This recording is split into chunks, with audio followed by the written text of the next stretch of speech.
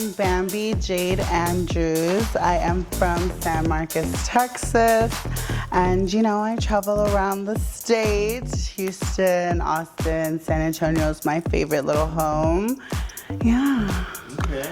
So I transitioned when I was 8 years old, and so I've been trans for over a decade once I hit kind of 17, and I started doing hair, and that kind of pushed me into more of the gay scene, and that, you know, pulled me into that. And so I've been doing it for now about like 9 years. I'm 25 now, so that kind of prolonged the way of getting there.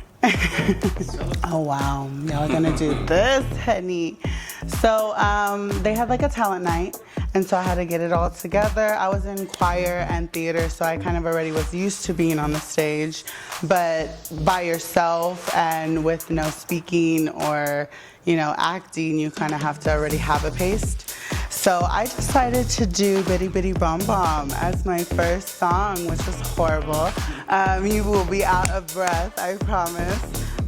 But yeah, I got some jeans, got flowers, and did the whole shebang. It was sickening.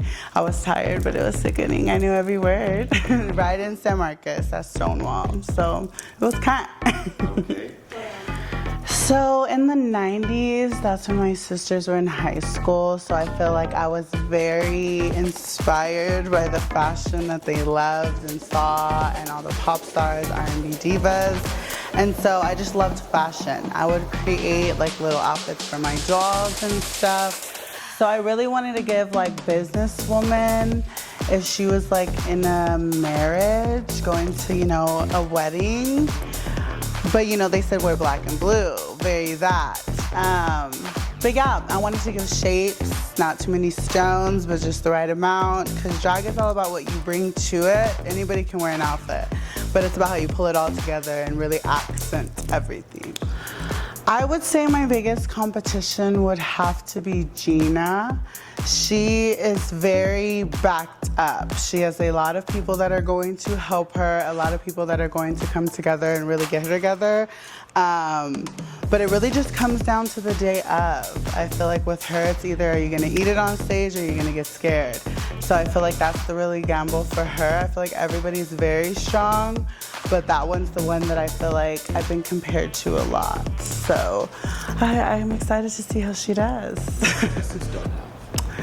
Presence. I feel like my presence when I walk into the room in the walk-in to when I came into every photo shoot, I'm gonna be seen, I'm gonna be heard, whether I'm saying a word or not, and my outfit is gonna speak for itself. So I just think it's a very old school way that I was brought up in this community to really sit there and make sure that these kids know it's drag. The baddest booth of the 512 is here, babe. Come.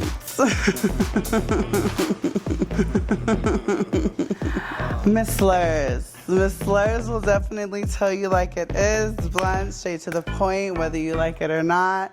And I love that. It's just, you know, you gotta give the girls a little grace, a little grace. Some of them don't know how to take it with a grain of salt yet. Forever, I've looked at a lot of pageants, and I feel like the polishedness and, you know, the really attention to getting to know every single competitor and really making sure that they shine even before the pageant.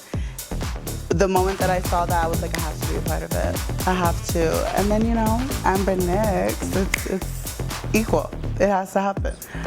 I feel like it's already happening, you know? I feel like when I started to do drag, the way that I paint, the way that I act, the lifestyle that I was privileged to have, being trans and growing up that young as a trans woman, a lot of people look at that as a threat or something to look down upon in this community, and I feel like the sisterhood that we have really bonded and made here really is what I was looking for. And to have it here and to film it and to just get to experience something like this in a regular pageant and still have that taste of like polishedness together, it's everything.